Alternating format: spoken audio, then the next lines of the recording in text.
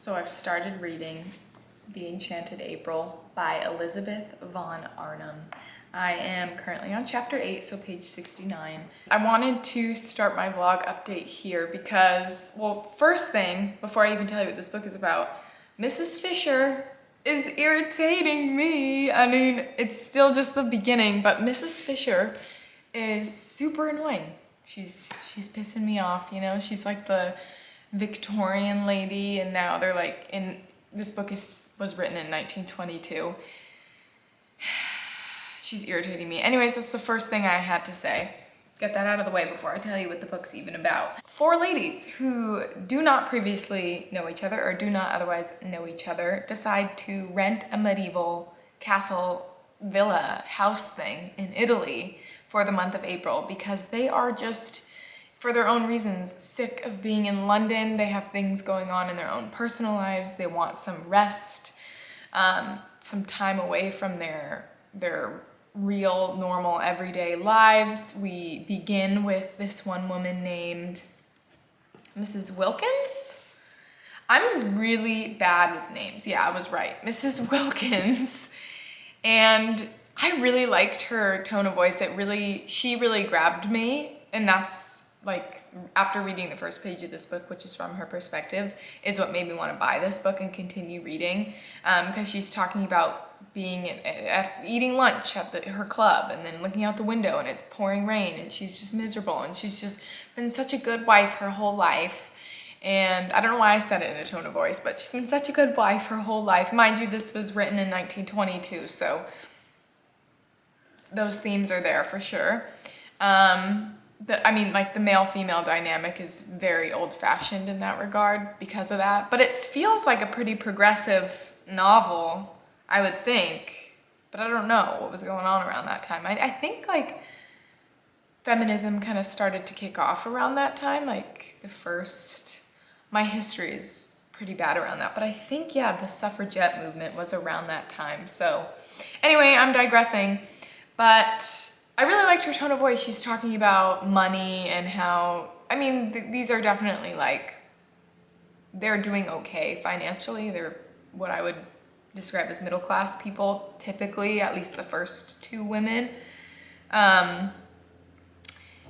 She's saying, oh, I don't have enough money to do this, but I've squirreled away money of my own, you know, that I've saved, and I deserve to spend my money on something that will make me happy. So I liked that discussion a lot.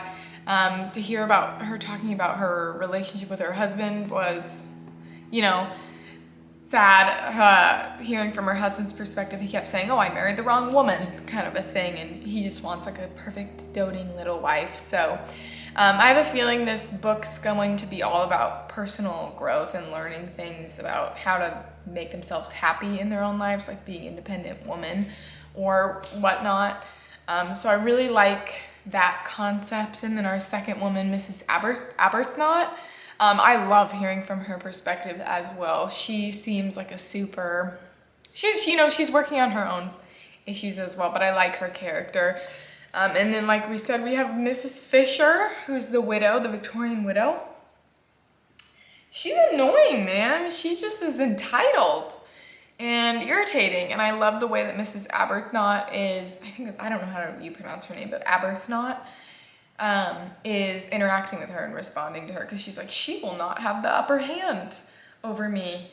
But yeah, Mrs. Fisher's annoying. And then Lady Caroline is just like the fancy lady who comes from great wealth, and we haven't heard too much from her yet, but I'm really just charmed and enchanted by The Enchanted April, by this book. So I'm really happy to be reading it. Okay, but I wanted to show you some updates. On the reading loft, it's still not fully put together, but I did organize it a little bit more. A little bit. It's not gonna be finished until we get a couch for our living room, because currently, this is our living room.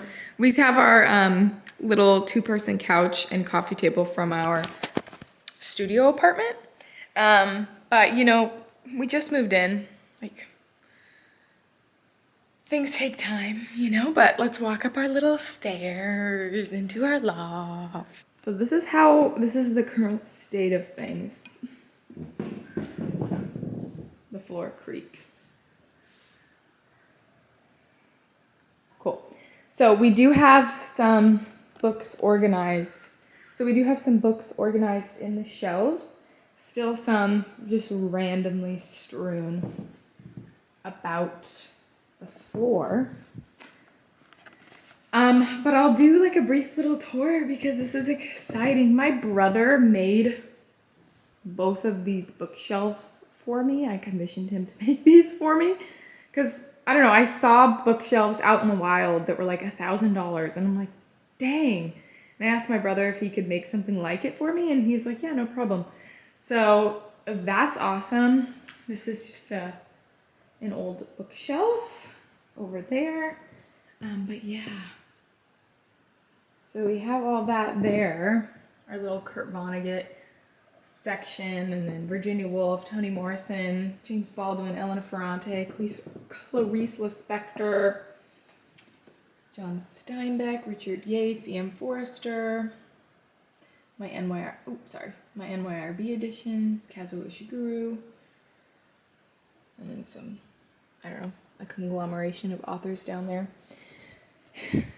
This is such an exciting shelf to look at because it has a lot of classics on it, and I just love the way the spines all look together. So at the top, which is kind of too tall for me, I have my Charles Dickens books because I don't like Charles Dickens. At least I haven't fallen in love with his books yet, or any of his books yet. Wilkie Collins, some random things, some old philosophy type books, some poetry, some random Persephone books here that I have that are just so beautiful. And then my J.R.R. Tolkien collection up there because I felt like it fit there. And then I tried to go kind of chronological. I mean, extremely loosely chronologically.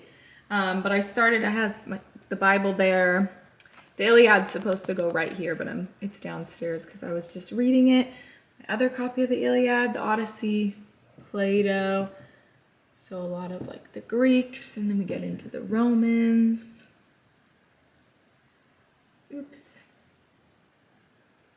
Some St. Augustine, kind of around the time of the Crusades kind of going on over here. We have Dante, we have Chaucer, we have the King Arthur stories, like Quest of the Holy Grail. That is not in focus. Don Quixote. I will read this in full. I will, okay? Michel de Montaigne, Machiavelli, Thomas Aquinas. And then we go down here, we have some Edmund Spenser, John Donne, Erasmus, Milton, Ivanhoe, Daniel Defoe. We have my little Jane Austen collection. And then we go into the Brontes.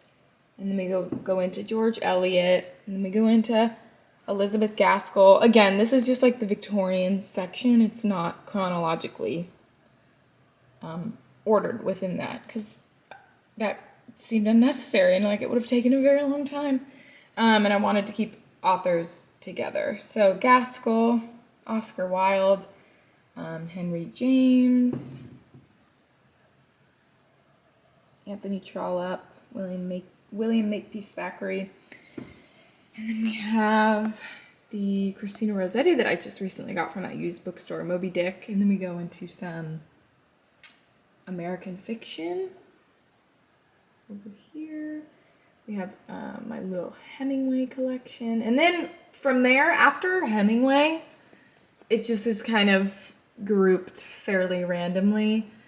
So we have my James Joyce, we have my Goethe collection, we have another German book by there because that made sense. So Effie Briest, we have my Tolstoy collection, my Dostoevsky collection, Victor Hugo, Alexander Dumas, Flaubert, Dangerous Liaisons, Diderot, some Italian classics. So we have The Leopard and The Betrothed.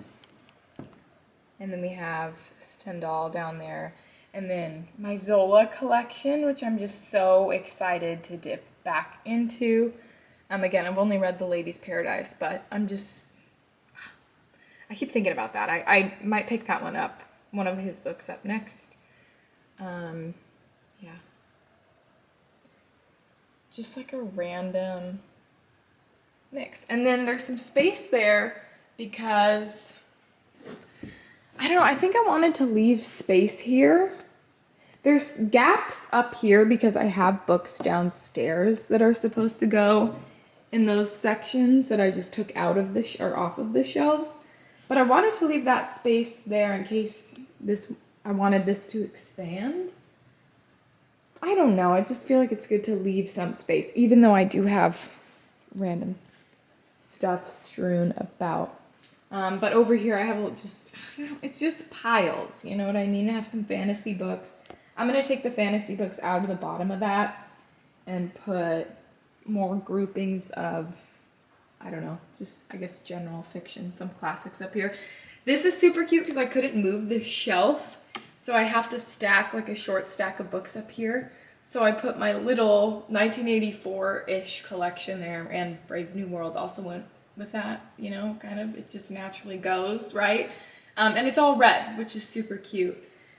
And then I have a lot of the short stories that I just recently read, and then I kept Maupassant with his short story collection, so that's a novel. And then Flannery O'Connor's novels with her short stories, Calvino, Kafka. And then, so I haven't read these yet, but I'm really excited about this future reading project to read this Stella Adler on Ibsen, Strindberg, and Chekhov. And then I have those collections of plays that she's going to talk about in that book right here next to it. So I think I'm going to make this like the play section.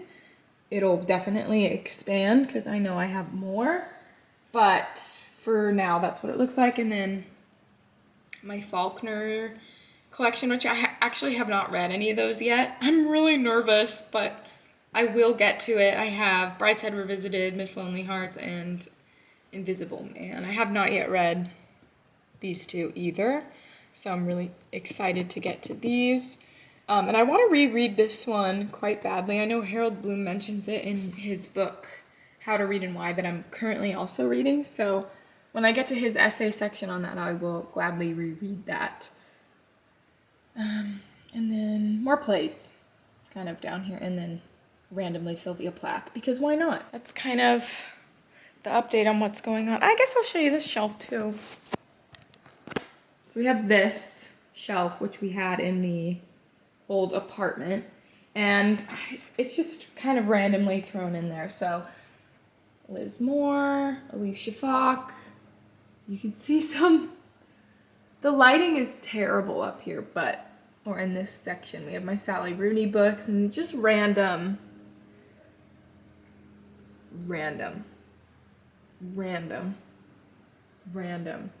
Kind of not super random. We have Haruki Murakami there, and then some more random. On my desk, which isn't fully organized yet, I have my Mary Oliver. Freaking love Mary Oliver. I want to reread all those too. I'm in like a rereading phase or mood, but I just love Mary Oliver. I read this book upstream, gosh, almost 3 years ago now, and this is something that I think about this book almost every day. I'm totally not kidding, and I feel like it really helps center me and guide me.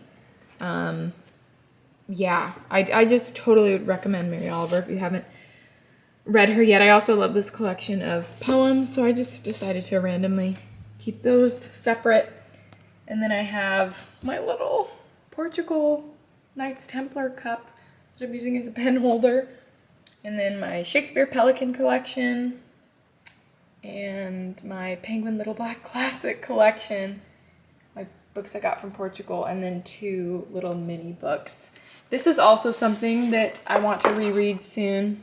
It's super short, so I can definitely do that. But this is Karl Ove Knausgaard's Inadvertent in the Why I Write series.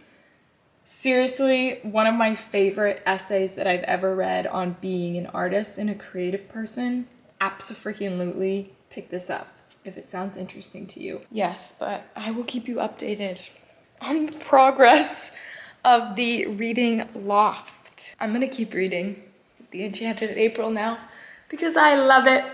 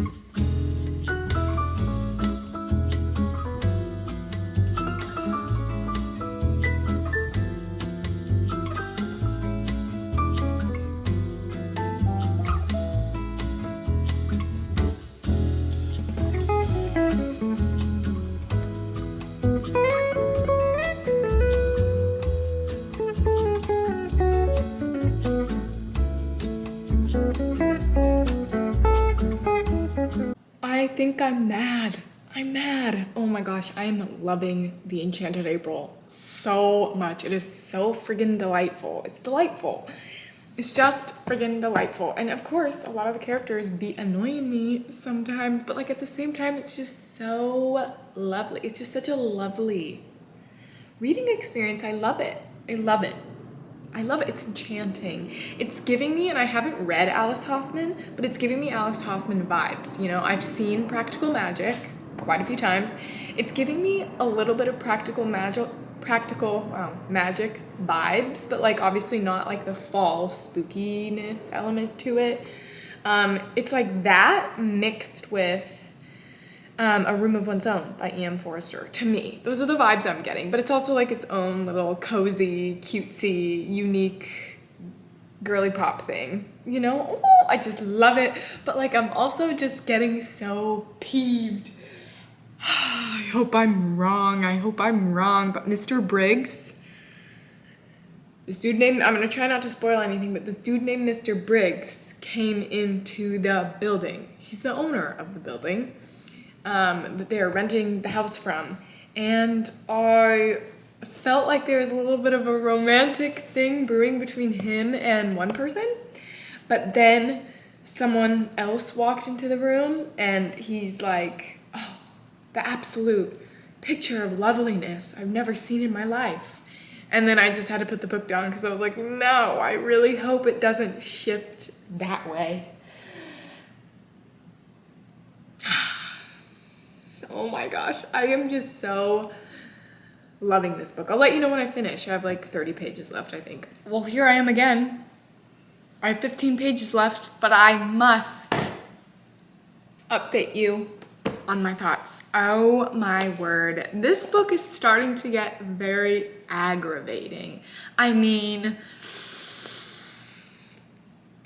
I'm probably gonna, there's gonna be spoilers in this section going forward when I talk about The Enchanted April by Elizabeth von Arnim, whatever. It's just turning into a story where it's like these four women in this house are all gonna have like, the three young women are all gonna have like their men. And then you're getting like perspectives from all these four women, right? Super cute. Lottie, the one woman, Mrs. Wilkins, her husband comes and they have like a beautiful little connection relationship with each other. It actually super works out. He's a silly dude. He really cares about his job, but he's also like, they're good companions and they take care of each other and their friends and whatnot. That's that. And then we have Lady Caroline, who seriously, the only way she has been really described this whole time is like every time a man looks at, she's like Helen of Troy. Every time a man looks at her, they just immediately lose themselves, and she's so beautiful. And the reason that she, from her perspective, the reason that she has to go on this vacation is because, just men just follow her about and everyone wants to marry her because she's the most beautiful, glorious thing ever. And her parents are just in love with her, and everybody loves her, and she can do no wrong ever. And she's just so annoyed that all these people try to grab at her. They're grabbers. They just want to be near her because she's so stunning. And every time everybody sees her, they're just like swoon because she's so beautiful. Seriously, that is literally the way that this character is described the whole time. And now at the end, when, actually, but the other woman, Rose, who I feel so bad for her, and I think she deserves so much better than what she's getting, just in general. Like, I truly think she's like one of my fave characters. Like, she's my fave character. Okay, she's my favorite. But she's just like the whole time really hoping that her husband comes. Because, they got married, 10 years ago, it sounds like. And they were like in love when they got married. And then their relationship started to fray and fracture a little bit. Now they don't really talk to each other. And he's like this famous author that goes by a pseudonym. So nobody connects them with each other and yada, yada, yada. And she just basically wants to reconnect with her husband again. She feels like she's been judgmental of his work, blah, blah, blah. And she's just thinking about her husband the whole time and thinking, I can't write to him and ask him to come because he's going to reject me and that's going to hurt me so badly. And then this other dude, Mr. Briggs, that I mentioned in the last clip, who owns the place, comes. And I thought maybe the plot twist would be that Mr. Briggs and Rose get together. Because he was like totally smitten with her. He wanted to come visit. He didn't know she was married. And they totally hit it off with each other. And like, I thought maybe that would work out, And even in the house, there's a portrait. And there's like magical, mystical things going on in this book. Like on a super, super subtle, low-key level. Like to the point where like, are there even magical, mystical things going on? But like kind of. Anyway, like there was a reference to a stick being planted and then it sprouting into a tree. Anyway, but in the house, there's a portrait, and the guy that owned the house, Mr. Briggs, was like all stuck on the fact that there's a portrait in this house that looks exactly like Rose. And he's like, stand next to this portrait. I will have this portrait of you forever, but it's not actually her, it's somebody else. She's like, wow, it does look like me, oh my God. So I'm like, oh my God, maybe she's meant to be mistress of the house. And he's even thinking that, like, I just want her to be here all the time. Ooh la la, And then Lady Caroline walks in the room and he is just like, literally some of the lines are, who is this Rose who just looks pale and gray in comparison? And he's just tripping over his words and he can't even talk, and he's just like pushing things out of the way to get the door open for Lady Caroline. And he's like, this is the most beautiful woman I've ever seen. Another line, I'm paraphrasing, but something pretty exactly like this was in the book. I always thought if I'd ever seen such a beautiful woman, like, I can't even paraphrase it. I've never seen such a beautiful woman in my life. Like all these other women that I've seen in my life that I thought were beautiful were actually kind of ugly. And this is the most beautiful woman ever in the whole wide world. And like, wow, I'm so lucky that someone this beauty that meets my beauty standards actually exists. And I'm like, bro, what? And then Rose is like, oh, you know what? I understand his affections are turned elsewhere, because whose affections wouldn't be turned elsewhere? And like comparing to Lady Caroline, when Lady Caroline comes in the room, of course I know my place. I'm not the prettiest person in the world. And I'm just like, oh my God, that's so sad. But then like, what is the point of that in this book? Like, why does that have to be what's going on? Why can't it be like each individual woman having their thing going on? Like, why is this now a thing? You know what I mean? Like, what?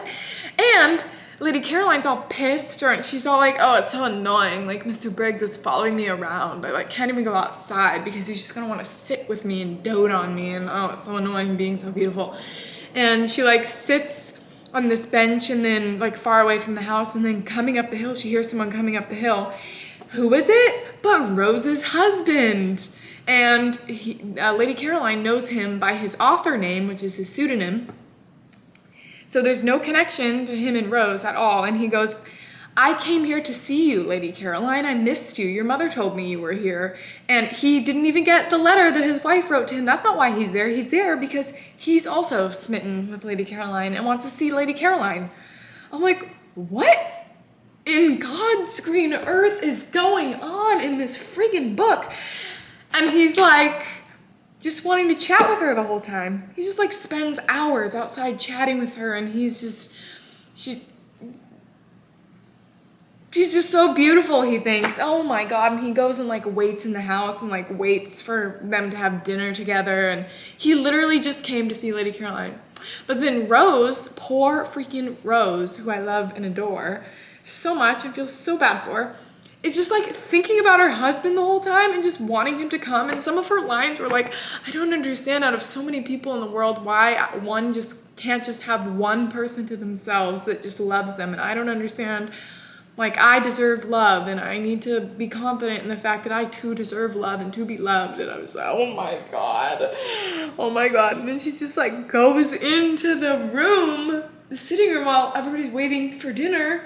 And her husband's in the room, and she goes, oh my God, my husband did come for me, and runs up to him and kisses him and loves him. And he's like, oh my God, I didn't even know you were fucking here.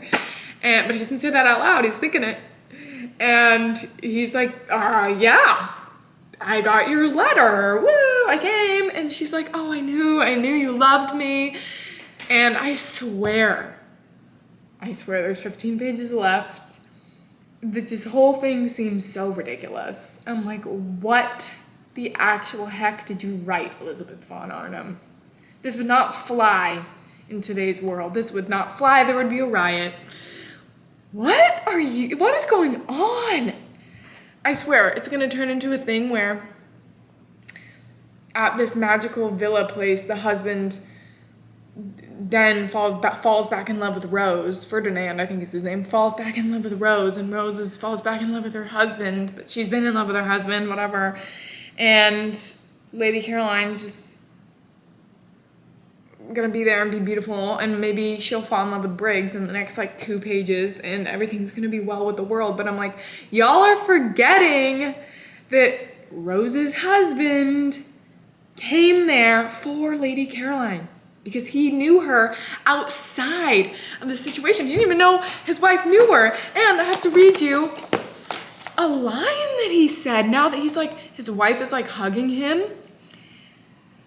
He says, oh, well, he had been happy during these past years because it was not in him to be unhappy. Besides, how many interests life had to offer him? How many friends? How much success? How many women only too willing to help him to blot out the thought of the altered, petrified, pitiful little wife at home who wouldn't spend his money, who was appalled by his books, who drifted away and away from him, and always, if he tried to have it out with her, asked him with patient obstinacy what he thought and the things he wrote and lived by, with blah, blah, blah.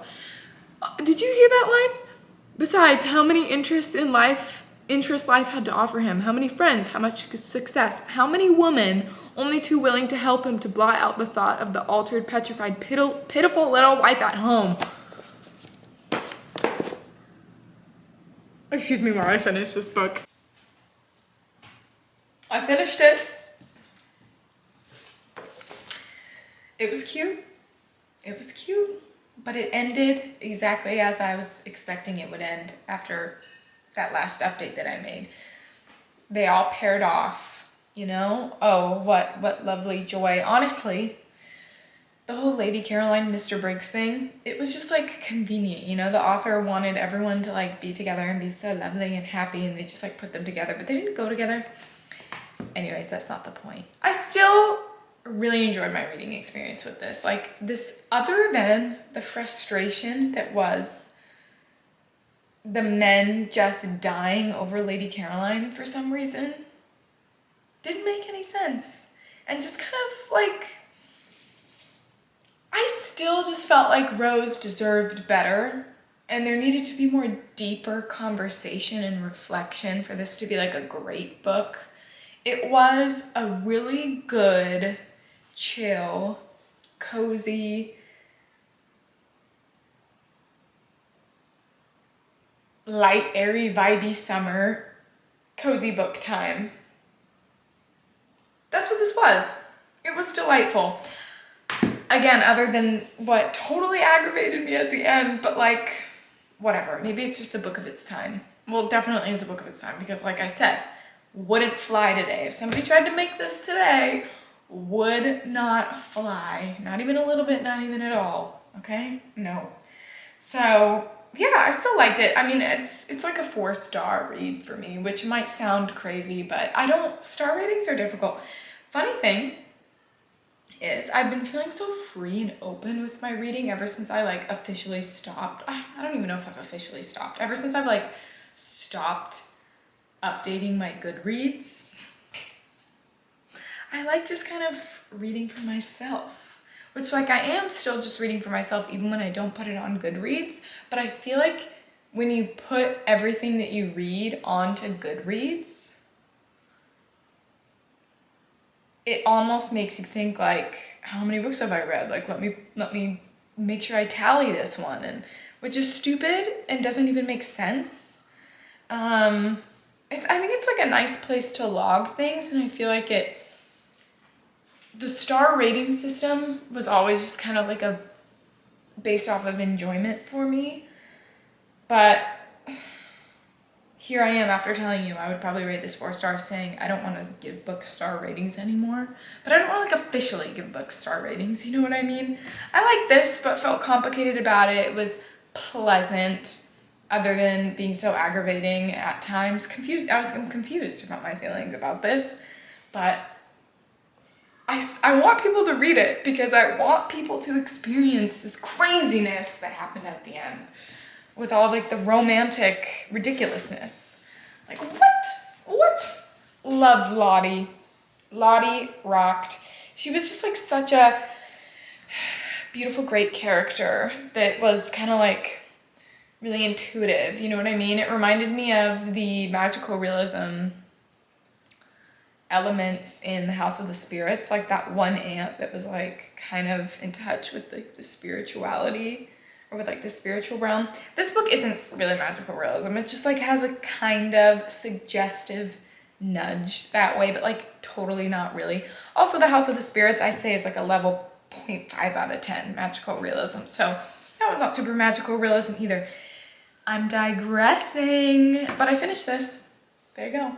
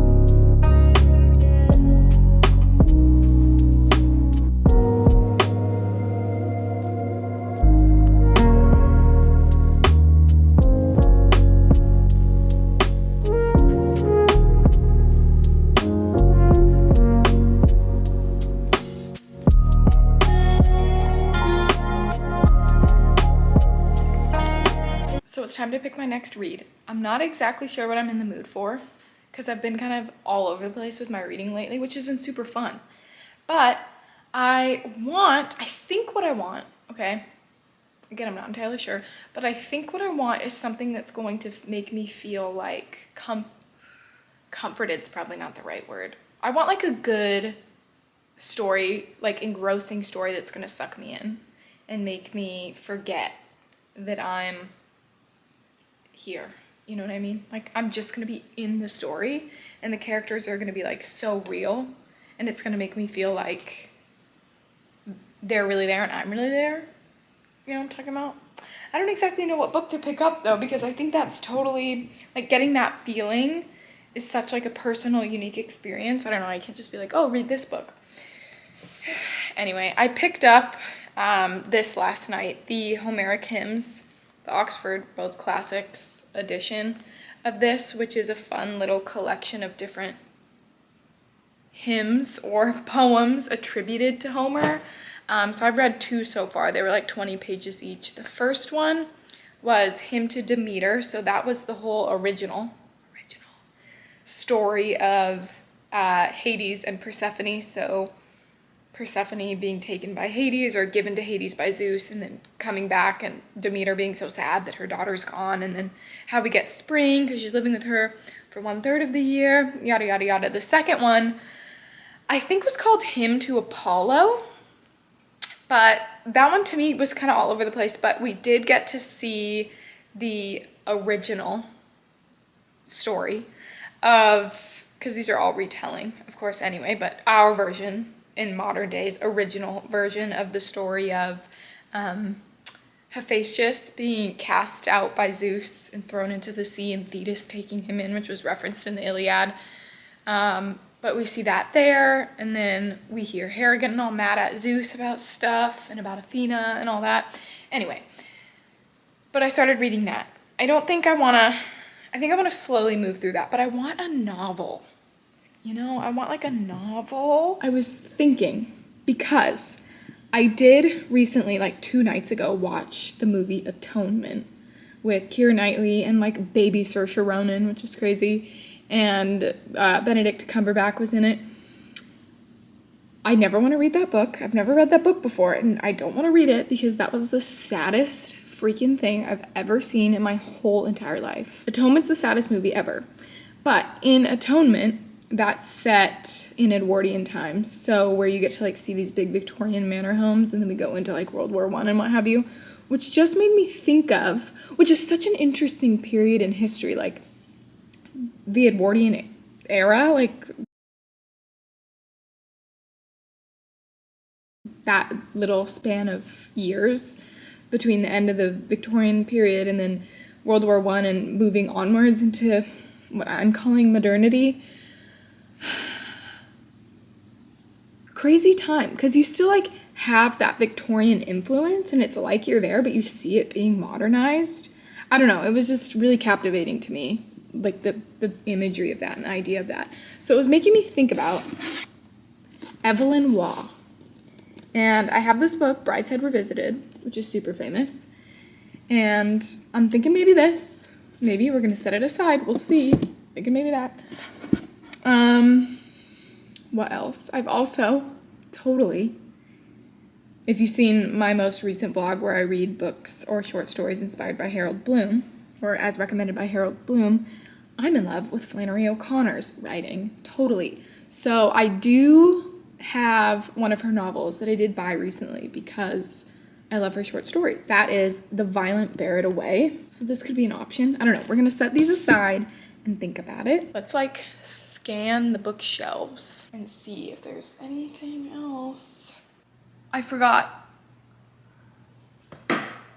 The Nun. Okay, we're setting this aside too. I've been wanting to read this. Okay, so that's 3. Let's pick one more and then read the first few sentences of each. Okay, maybe Howard's End by E.M. Forster. Okay, let's read the first.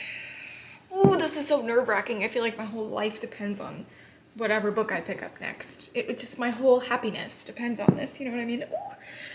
Okay, let's read the first page of each, or the first like few sentences, and we'll see. So this is The Violent Bear It Away by Flannery O'Connor. Okay, so like this is Southern Gothic, you know what I mean? I can't tell you exactly what this is about. I'm not going to read the back synopsis. Francis Marion Tarwater's uncle had been dead for only half a day when the boy got too drunk to finish digging his grave. And I'm not going to say that word, named Buford Munson, who had come to get a jug filled, had to finish it and drag the body from the breakfast table where it was still sitting and bury it in a decent and Christian way with the sign of its savior at the head of the grave and enough dirt on top to keep the dogs from digging it up. That has my attention. Okay, so now we have Brideshead Revisited. Brideshead Revisited. I don't know why I'm leaning towards this. Why? I don't know. Prologue. Brideshead Revisited. When I reached C Company lines, which were at the top of the hill, I paused and looked back at the camp, just coming into full view below me through the gray mist of early morning. We were leaving that day. When we marched in 3 months before, the place was under snow. Now the first leaves of spring were unfolding. I had reflected then that whatever scenes of desolation lay ahead of us, I never feared one more brutal than this. And I reflected now that it had no single happy memory for me. It's giving me nothing, I think. It's interesting. I didn't realize it was written like in hindsight. I don't know. Okay. Howard's End. One may as well begin with Helen's letters to her sister. Howard's End, Tuesday. Dearest Meg, it isn't going to be what we expected. It is old and little and altogether delightful. Red brick. We can scarcely pack in as it is, and the dear knows what will happen when Paul, younger son, arrives tomorrow. From hall you go right or left into dining room or drawing room. Hall itself is practically a room. I don't know. Okay. And then last but not least, we have The Nun by Denise Diderot. Ooh, that reminds me. There was another book I was interested in picking up. You know what? Honestly, so many books. All the books I own that I haven't read yet, I'm interested in picking up. So let's just cool it here, Kenzie. I've got 4 in front of you. Okay. The Marquis de Crosmere's reply, if he decides to reply, will give me the opening lines of this story. Before writing to him, I wanted to find out what sort of man he was. He is a man of the world with a distinguished military career behind him. He is a widower, not young, with 1 daughter and 2 sons, whom he loves and who love him too. Okay. Interesting. Truly, this has the best opening, like, hands down. But for some reason, I want to read Brideshead Revisited. It's between these two. Let me think about it some more.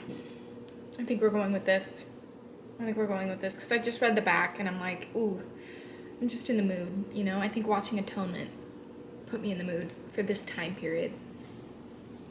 And I feel like this is just going to be intense, you know? Like, horrific and intense. I don't know if I'm in the mood for, like, horrific, but, like, I'm sure this is going to be fantastic when I am in the mood for it.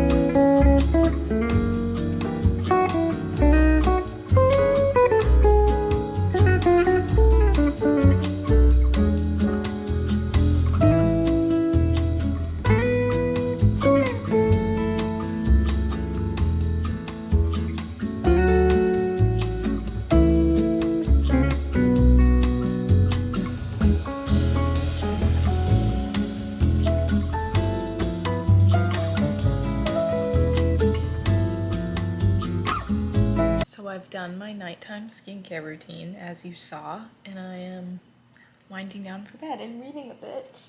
But I thought I'd update you on Brideshead Revisited. So I'm about 170 pages into this book. It's around 400-ish pages, I believe.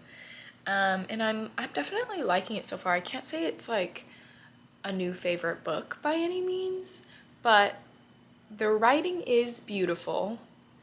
And the writing is beautiful. Absolutely. I've highlighted a few sentences here and there, and I'm like, whoa, really makes you stop and think, and you go back and reread the sentence. It has a lot of ideas about memory. And you know something that's interesting? I didn't realize, I guess, going into this book, and I should have, because the title is in past tense, Brideshead Revisited. I didn't realize that this was a story about our main character, Charles, 20 years in the future, recounting his time as a young man with this other guy, Sebastian, at Brideshead. I didn't realize that. Like, he's remembering his time 20 years in the future. Or he's remembering his time, the time that he's remembering, he's now 20 years in the future. You know what I mean. I didn't realize that, I guess. I thought it was gonna like take place present day of the story.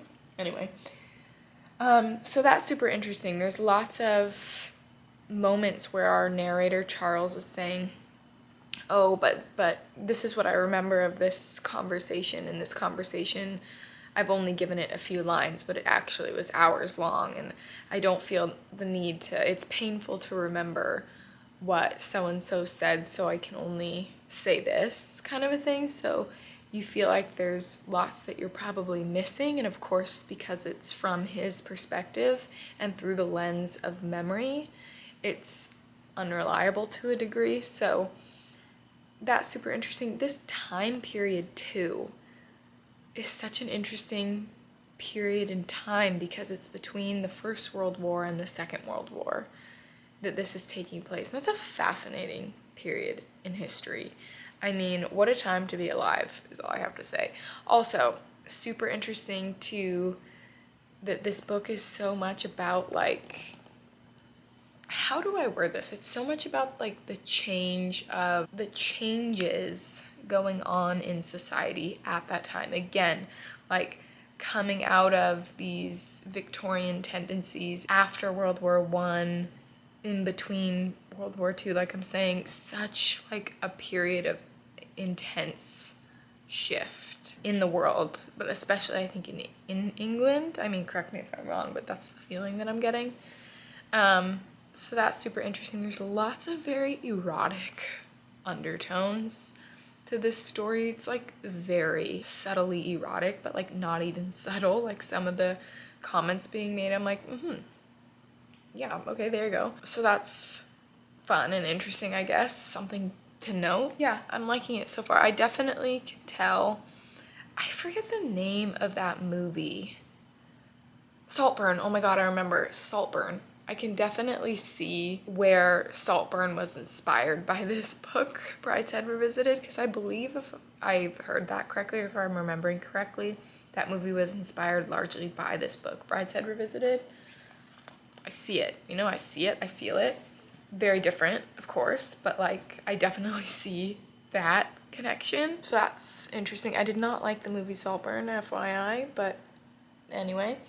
Something that I don't like in books, and I do not hold it against this book at all, but something that I don't like in movies, in books, in my media, in any sort of art that I consume is dark academia, but also an academic setting.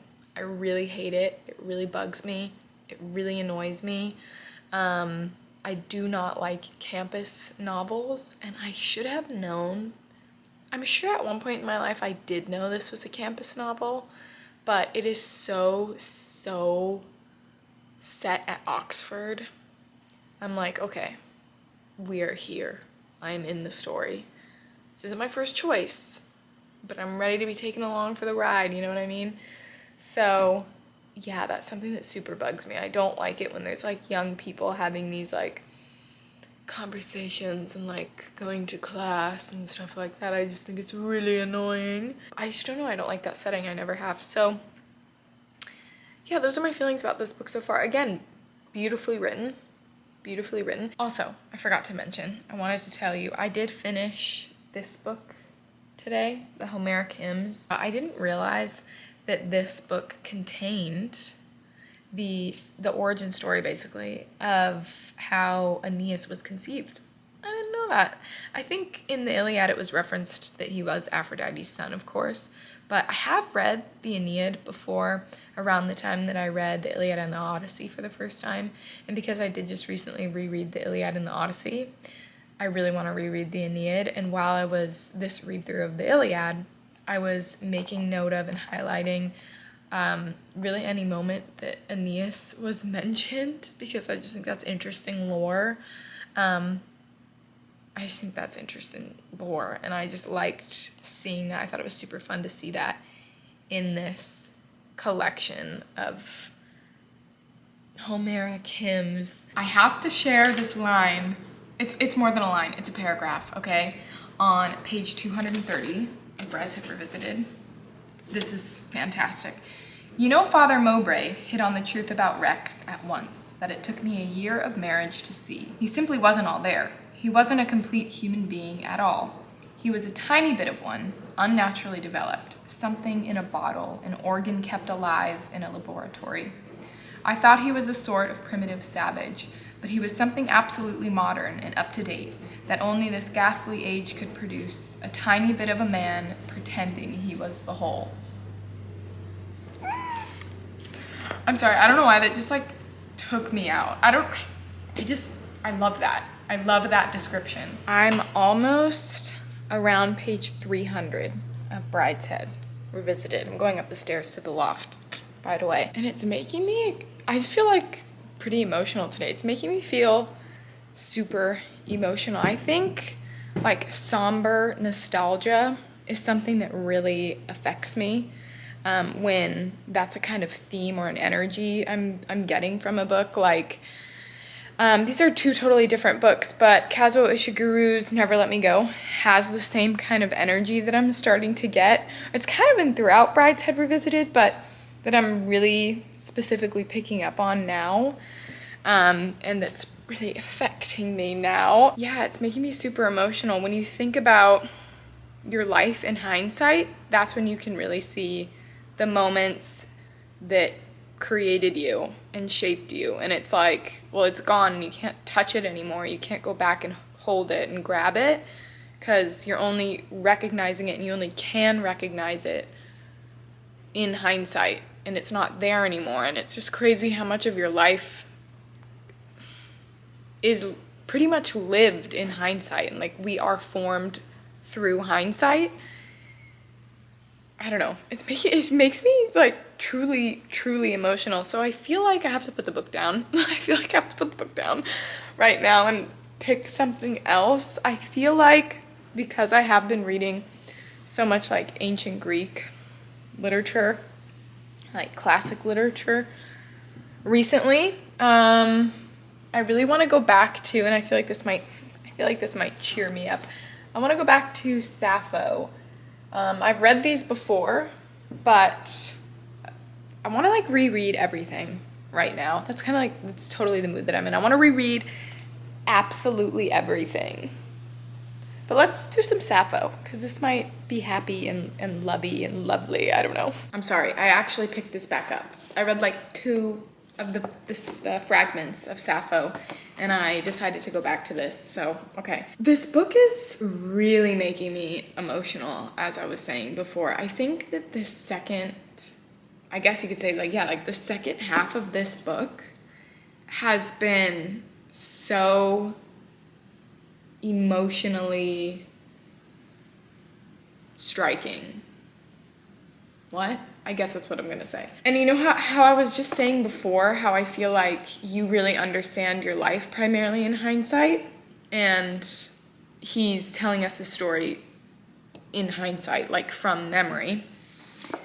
I feel like we too are getting that as readers as well. Like as he, maybe I'm just reading into it, or that's just my experience, but as his character Charles is getting older in his memories, you know, as he's getting older in the memories, we are seeing that deep change and nostalgia start to come over him in his life, and we're seeing that deep change in him as he's getting older, and as he's been like after I'm not even making any sense, after the time we're seeing that deep change in him now that he's older and no longer in Brideshead, and like that's no longer a thing. And there was even, you know, talk, because this book is too all about like the changing landscape of England. And it even says somewhere on the back, a novel that immerses us in the glittering and seductive world of English aristocracy in the waning days of the empire. Like Brideshead was sold, or that the father wanted to, there's a fly, the father wanted to sell Brideshead and turn it into flats, and how he's become a painter. Like he's now a famous artist who paints architecture, and he's commissioned often to paint these stately homes that are now all being demolished and turned into apartments. And I just think that's so entirely significant as well. And like I was trying to say, we're seeing him now that he's away from Brideshead. And as we were reading the time of him, even though he was remembering it then going through his life with Sebastian and Julia and all the people in that place and at Oxford and during that time in his life, we can see how that has really shaped him into this now later character in his memory still. Sounds kind of meta, but you know what I mean. And it's really striking me. It's really hitting me emotionally, but I'm starting to really like it, you know? I'm starting to really like it. Listen to this part on page 278. There were no friends of mine there, but I knew about a third of the party and talked away civilly enough. An elderly woman said to me, "So you're Charles. I feel I know you through and through. Celia's talked so much about you." Through and through, I thought. Through and through is a long way, madame. Can you indeed see into these dark places where my own eyes seek in vain to guide me? Can you tell me, dear Mrs. Stuyvesant Oglander, probably pronounced that name wrong, if I'm corrected in thinking that is how I heard my wife speak of you, why it is that at this moment, while I talk to you here about my forthcoming exhibition, I'm thinking all the time only of when Julia will come.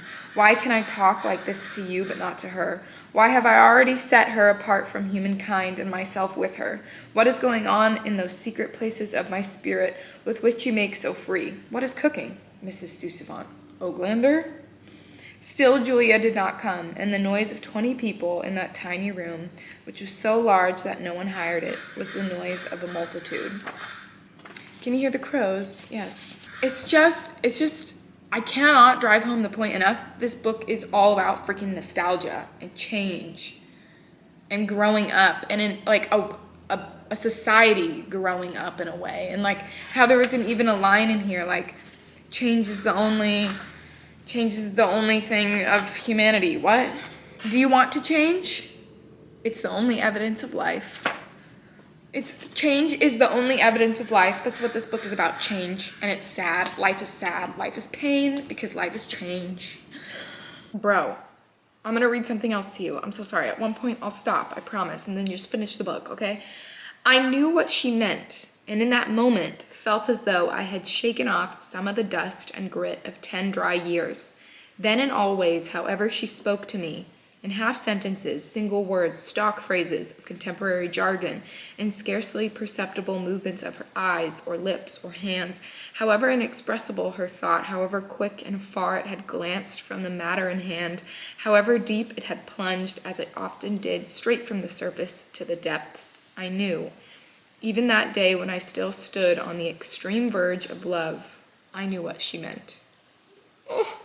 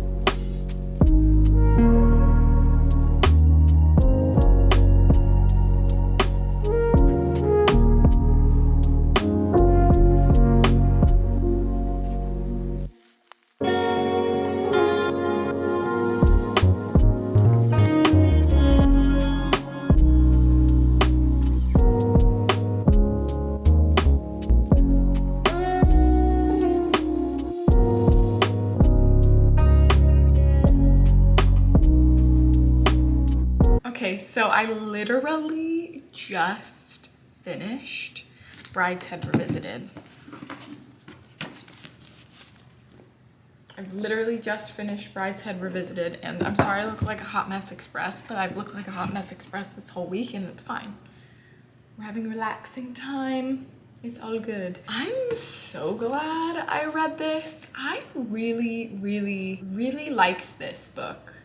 Not a favorite book of all time, but I really liked it and I really appreciated it. I definitely want to pick up something else by Evelyn Waugh. He had such a beautiful way of constructing his prose and his sentences that I absolutely just loved it. Like, it was in one sense direct, but then in another sense quite poetic, but not overly so. And I just greatly appreciate it. There were so many moments at the end where I was like, oh my God, a highlight, get the highlighter, get the highlighter. I love what he's saying and the way, I guess the way that he's saying it, but I love what he's saying. Like, I love what he's making his characters say and the way that it's like really evoking an emotional response in me. And I feel like I didn't start to realize it until towards the end of this book, but this book truly feels like a religious, it's not a religious book, but it feels like it is primarily about religion. And I didn't pick up on that really until the book started, again, until like the second half of the book. I mean, I noticed in the beginning, I don't know if I mentioned anything about it, but I noticed there was lots of talk about being a Catholic and what it means to be religious and what it means to be a Catholic and all these different things and people sinning and living life of sin and whatnot. And there was just lots of mentionings of that and different people struggling with their faith or thinking about it or how it affects their lives, kind of. But it really, again, started to come into frame later on in the book. And I feel like that's primarily what this story was about, like these people coming back to faith, even though it felt super despondent and not necessarily like a hopeful ending. I feel like that was a lot of Evelyn Waugh's, though, like his self-inserted opinions about the world probably. And I think that it felt like the author was feeling super nostalgic for like the England of old, and he wasn't super interested in the modernization of things. I don't know. If you've read this book, let me know what you think about that, because I don't know, I feel like Evelyn was very nostalgic for like the old England of old. Like I said, I don't know how else to expand upon that thought, but there you go. Yeah, it was sad. It felt like slowly sad and despondent, and I feel like kind of bereft finishing this book, but also like it was beautiful. I don't know. I'm really glad I read Brideshead Revisited. It really did feel like a story of two halves to me, though. I'm just so freaking glad I read this. I totally enjoyed my reading experience of this, and I read it pretty darn quickly. I read it pretty freaking darn quickly. I was just like sitting outside on my patio, sipping some matcha. I got a nice like matcha kit because I've never had a matcha whisk before. And I don't know why it took me so long to buy a matcha whisk, but I bought a matcha whisk. And like the bowl and then the ceremonial grade matcha, and boy, it's lovely. With the Fairlife milk, you get like 20 grams of protein and a matcha drink, and you don't get like a caffeine buzz that like gives you horrible anxiety like coffee does. Like I can't drink coffee, you know? Talking like I'm living with anxiety on a regular basis. Coffee makes it awful. Loved the experience reading this book so freaking much. I think the book that I'm probably most interested in picking up of Evelyn Waugh's after this is Vile Bodies, and purely because it's really the only other one I've heard of. So I would really appreciate if anybody is seeing this and is familiar with Evelyn Waugh's writing, please recommend where I should go next with his books, because it sounds like he has like 15 books. Like a lot. He's got like, bro, like a lot of them. I think I'm gonna end the vlog here, guys. I think I'm gonna end the vlog here. I did read, and it's downstairs. I'm sorry I didn't bring it back upstairs. I did read a few of the Sappho fragments last night, which was fun. It was beautiful. Anyways, that's Sappho. I'm going to end the vlog here. Thank you so much for watching. Again, please let me know your thoughts on all the books that I read in this video. And I really only read two. I read three actually in totality. I read the Homeric Hymns and what was the other one? And Brideshead Revisited and The Enchanted April. The Enchanted April was such a silly book. I just loved it.